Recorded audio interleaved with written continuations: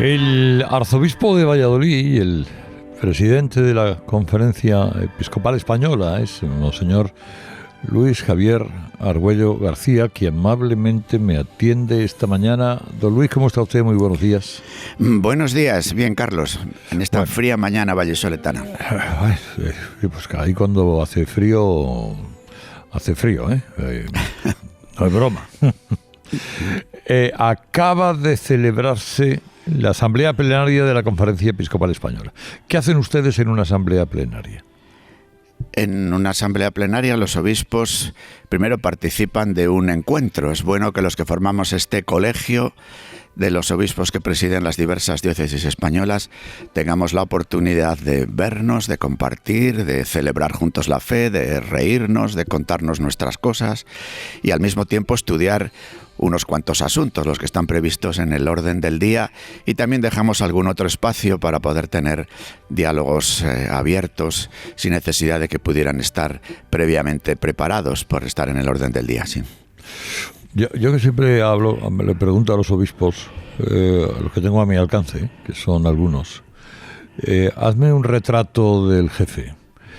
Y me llevo la sensación de que es usted un poco inclasificable, en el mejor de los sentidos. Porque unos hablan de su perfil social, otros de su tendencia al diálogo, otros que a usted le interesa la guerra cultural. ¿Dónde se sitúa usted como presidente? Bueno, yo soy fundamentalmente católico, que puede parecer una obviedad, pero lo digo no en el sentido de la C mayúscula, de la Iglesia una santa, católica y apostólica, sino católico en el sentido de querer tener una visión relacional, global, que ponga en contacto unos asuntos con otros, que ponga en relación las cuestiones antropológicas, y con ellas están las culturales, con las económicas y políticas.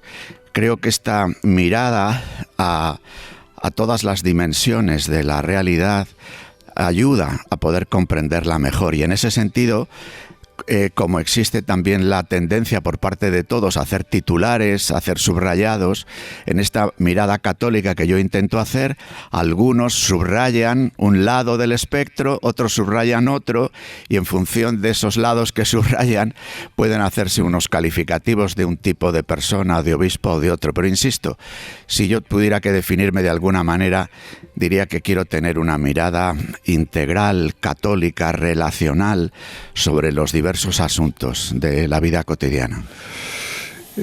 Su discurso no podía estar al margen de la situación política y social de España. Usted ha hablado de un déficit creciente de vida democrática. Le pregunto por qué, le pregunto cómo propone la Iglesia superar este clima de agresividad, de polarización.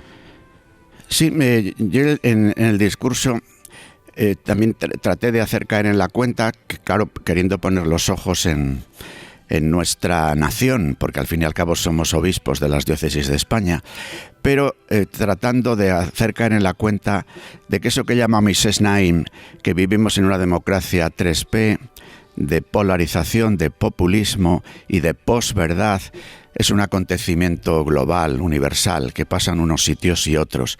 A eso a nosotros nos afecta, es verdad, con las características propias de la vida española. Yo creo que las democracias occidentales cada vez se han hecho más relativistas a la hora de entender lo que pueda ser una verdad sobre el bien, y más positivistas, ¿no? Y desde ahí necesariamente entran en una crisis de regeneración y de legitimidad que muchas veces viene dada por la aceptación compartida de unos principios prepolíticos. Ahí pensamos que está el campo de la Iglesia, ¿no? En la vida social, en el anuncio del Evangelio, y que el Evangelio tiene de ofrecer unas pistas, unas luces para ponernos de acuerdo en unos mínimos de la verdad sobre el bien, que tengan que ver con la sagrada dignidad de la vida humana, con una referencia al bien común, con lo que significa que seamos un pueblo curioso que se reúne cada domingo y reza en común el Padre Nuestro, y esa, conciencia de fraternidad, tratamos de una u otra forma de extenderla a lo largo de la vida social, ¿no?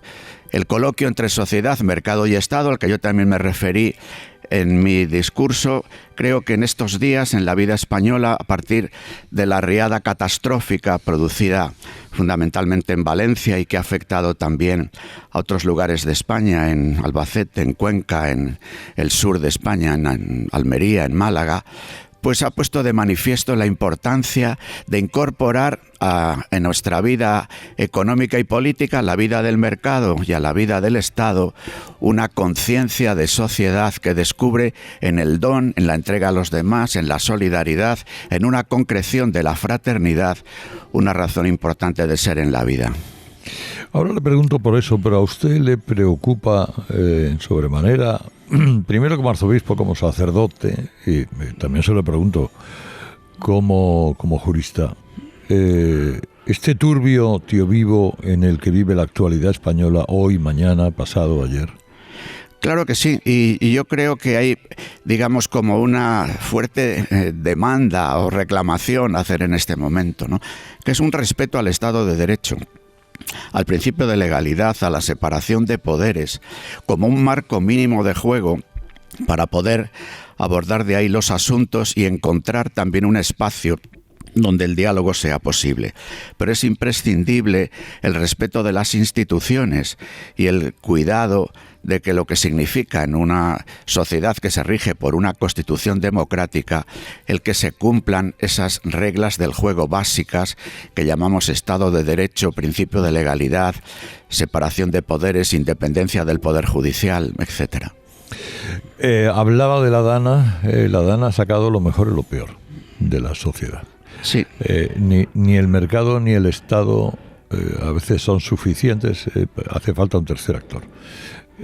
La sociedad civil, ¿no? ¿A usted le ha conmovido especialmente el volcado de los jóvenes de España que han cruzado además, el país? Sí, he tenido ocasión de hablar con algunos de los que han podido participar yendo desde aquí, desde Valladolid, y me ha sorprendido cómo los propios jóvenes reconocen que más que la ayuda que han podido prestar, han experimentado algo nuevo, es decir, se han sentido ayudados, porque han experimentado esto, que tomando una escoba o una pala, que dando tiempo, que dando vida por los demás, resulta que han experimentado como desde dentro una especie de aire fresco, ¿no? De significado, de sentido de la vida. Qué importante será que esta experiencia vivida como una emoción concreta en un momento también determinado de su propia vida se pueda transformar en virtud, si se me permite utilizar esta expresión, ¿no? Es decir, en una forma de entender la vida en el que no sea la autorrealización, ni la autonomía, ni la independencia o desvinculación la clave de una vida feliz, de una vida lograda, de una vida plena, sino por el contrario, que se descubra que nuestro ADN, nuestra contraseña secreta que permite descubrir el tesoro del corazón, es precisamente caer en la cuenta de que somos don y que estamos hechos para dar la vida unos por otros. Hace una semana el gobierno aprobó un reglamento de extranjería, permitirá regularizar, 800, 900.000 personas que están en situación irregular, pero Cáritas dice que eso no resuelve de manera inmediata la situación de irregularidad de miles de personas. ¿Qué se debería hacer con los cientos de miles de migrantes que están hoy en España y que están en el limbo? Sí, yo creo que honradamente una sociedad tendría que decidir resolver esta situación. Hay una manera de resolverla en uno de los polos y es plantear la expulsión de estas personas que están ilegalmente entre nosotros. Como eso no parece que sea ni razonable ni seguramente posible, lo que desde tantas instancias hemos tratado de promover en los últimos meses, que es una regularización de los inmigrantes que llevan aquí en España ya largos años, que incluso algunos están trabajando en la economía sumergida, que bastantes de sus hijos participan en la escuela, a veces con dificultades para poder adquirir todos sus derechos, por ejemplo en las becas, en las posibilidades de acudir a un comedor o en otros aspectos, pues regularizar esa situación.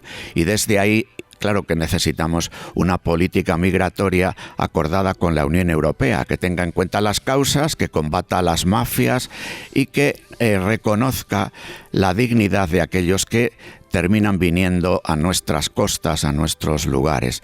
Europa vive una perplejidad, un invierno demográfico, una necesidad de personas que colaboren, que trabajen, a veces en trabajos que los europeos no queremos hacer, pero por otra tenemos dificultades para acoger, para integrar. Por eso el reglamento es insuficiente, porque deja de estas cientos de miles de personas que llevan ya en España 5 o 6 años, pues les deja en ese limbo al que usted se refería al principio.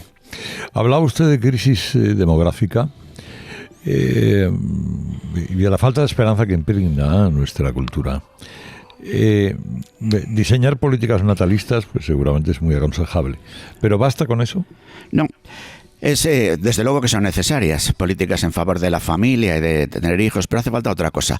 El Partido Comunista Chino, en su comité central, que aparecen estas fotos grandes y que nos impresionó porque se sacaba por la fuerza casi a uno de sus antiguos dirigentes, aprobó un cambio de política natalista, puso restricciones al aborto, favorecía el tener más hijos, pero en su último informe de hace unas semanas volvían a decir: tenemos que reconocer que en Pekín hay muchas más mascotas que niños, y no solo en Pekín, sino también en Shanghái y en otros lugares. Hace falta algo que afecte al estilo de vida y a la esperanza, ¿no? A la esperanza de decir, merece la pena la vida. Claro, los creyentes hablamos de una esperanza radical.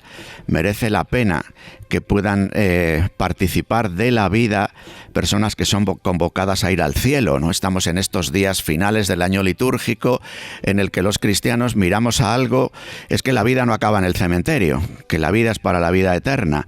Y esa hondura de una esperanza radical influye, junto con otras cuestiones más, digamos, prosaicas o más temporales, en que pueda favorecerse la familia. Pero tiene mucho que ver con el estilo de vida, un estilo de vida marcadamente individualista, y que ponga los objetivos vitales en experiencias, en viajes, en el consumo, en la materialidad o en el materialismo de las cosas, difícilmente va a poder vencer esa barrera, aunque se den ayudas económicas, que bienvenidas sean, pero hace falta una propuesta de vida que tenga como corazón la esperanza.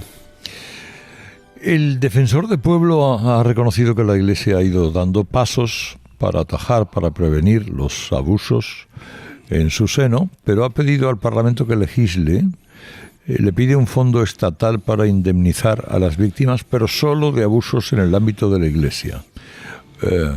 ¿Usted cómo entiende eso? Bueno, el defensor del pueblo responde al encargo que se le hizo, que es investigar solo a las víctimas de la Iglesia, pero es cierto que en el propio informe se habla a la hora de las medidas que sugiere que el Parlamento pueda aprobar o que el Gobierno pueda poner en marcha, depende del tipo de medidas, una mirada más amplia que el de la Iglesia. Es verdad que en sus datos y en la propuesta de este fondo de reparación mira solo a la Iglesia, pero yo tengo que decir que ya lo sabe tanto el defensor del pueblo como el Gobierno. La Iglesia asume una responsabilidad, incluso por hechos ocurridos hace tiempo, en el que los propios acusados han fallecido, en el que el tiempo ha prescrito. Sin embargo, nosotros, cada vez que ocurre algún asunto tan dolorosísimo en nuestro seno, lo asumimos con responsabilidad de todos, de toda la institución, que no ocurre, por ejemplo, en otro tipo de instituciones, que cuando surge un caso de comportamientos delictivos, pues enseguida tratan de poner como una especie de cordón sanitario entre el quien comete ese delito y el resto de la institución. Nosotros hemos dicho que estamos dispuestos a la reparación y a la indemnización. No hace falta participar en un fondo estatal, porque la Iglesia está dispuesta a asumir con sus propios fondos, con sus propios recursos, lo que haya de hacerse. Por eso hemos puesto en marcha una comisión de reparación, por eso invitamos a las congregaciones religiosas y a las diócesis a abordar tratar cada asunto y a poder tener unos criterios comunes que se ofrecen desde esta comisión común. Esto el gobierno lo sabe y el defensor del pueblo también. Y he de decir que cuando nosotros le presentamos al equipo del defensor del pueblo hace unos meses todo nuestro plan de reparación integral de las víctimas de abusos, honradamente he de decir que don Ángel Gabilondo valoró positivamente la propuesta que nosotros hacíamos. Otro de los grandes eventos eclesiales de este curso va a ser un Congreso Nacional de Vocaciones. Algunos se han sorprendido cuando usted ha dicho que la vocación que está más en crisis es la del matrimonio. Sí, y además me lo dijo el Papa también, que es la percepción que tenía él habiendo venido de Buenos Aires cuando llega a Europa. Pero está muy relacionado este asunto con lo que venimos hablando, Carlos, porque precisamente la intuición de este Congreso de Vocaciones es que la vida es don, que no estamos aquí por haber hecho una oposición. Ninguno de nosotros para nacer ha tenido que rellenar una póliza, ni aprobar un concurso, sino que la vida es un regalo, es un don, y ese es su secreto. Y por tanto no tenemos vocación, somos llamados. Qué distinto es cuando un periodista, por ejemplo, como tú, realiza su trabajo porque experimenta una vocación y por supuesto que es también una profesión por la que se gana un salario, una remuneración justa, ¿no? Pero si hay vocación, si aquello se vive, dígase lo mismo de un médico, dígase lo mismo de un profesor, qué importante es descubrir la vida como vocación. Y evidentemente, en este momento, por lo que hablábamos antes del invierno demográfico, por lo que hablamos de una sociedad, como dice algún sociólogo, amatrimonial, pues evidentemente el reconocimiento de ese primer vínculo, el vínculo fundante en el matrimonio, un matrimonio abierto a la vida, es de una importancia social extraordinaria, además de que lo sea desde el punto de vista de la Iglesia, porque si no hay mata, no hay patata. Es decir, si no hay hijos, difícilmente podemos plantear el resto de las vocaciones. Bueno, ¿sabe usted que otro congreso que se celebra es aquí en Sevilla dentro de 15 días, el Congreso de Hermandades y Cofradías? Por supuesto, allí estaré, querido Carlos. Sí, estaré, sí. Y estará también para la magna procesión del... Eso ya no sé si poder quedarme, porque claro, la Inmaculada la celebramos en todos los lugares de España, y entonces estar el día de la Inmaculada fuera de mi diócesis me parece un poco fuerte, pero así los días previos sí que estaré. No creo que pueda quedarme a la magna procesión, y ya lo siento, porque yo soy bastante capillita, me dicen aquí, pero aquí aunque sea cofrade de acera, pero la verdad es que la Semana Santa de Valladolid me entusiasma, como la de Medina de Río Seco, Medina del Campo o de otros de nuestros pueblos. Y claro que sí, también he participado alguna vez en alguna Semana Santa andaluza, antes de ser cura incluso. Ajá. Bueno, aquí en cualquier caso tiene su casa, ya lo sabe, Monseñor don Luis Argüello, presidente de la Conferencia Episcopal. Le agradezco mucho estos minutos y le mando un abrazo. Un abrazo, Carlos. Buena jornada.